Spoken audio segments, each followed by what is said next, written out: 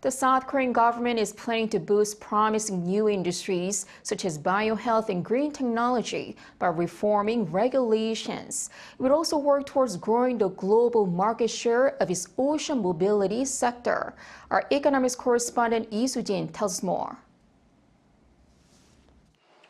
South Korea's government is taking steps to bolster emerging industries by reforming and improving current regulations. Finance Minister Choo Kyung-ho, in an emergency meeting on the economy with related ministers on Monday, said that while South Korea's economy is showing signs of recovery, the government needs to continue fostering promising businesses in the biohealth, green technology, and ocean mobility industries. One way the government is planning to do this is in the biohealth industry, where clearer standards will be set for newly created health services. It also plans to ease regulations that will encourage the development of healthcare services that use smart technology. We plan to expand the scope of permitted new medical services by revising guidelines that will encourage the launch of various healthcare services, such as those that will help patients monitor blood pressure and diabetes.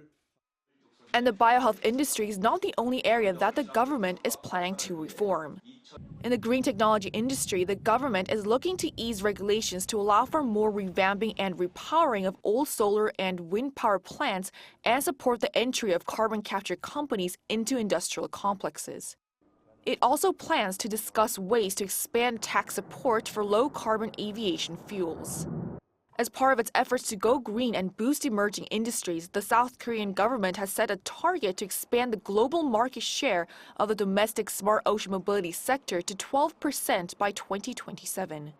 This comes as the International Maritime Organization adopted a strategy to reach net zero emissions from international shipping by around 2050 and set targets to enact a regulatory code for maritime autonomous surface ships by 2028.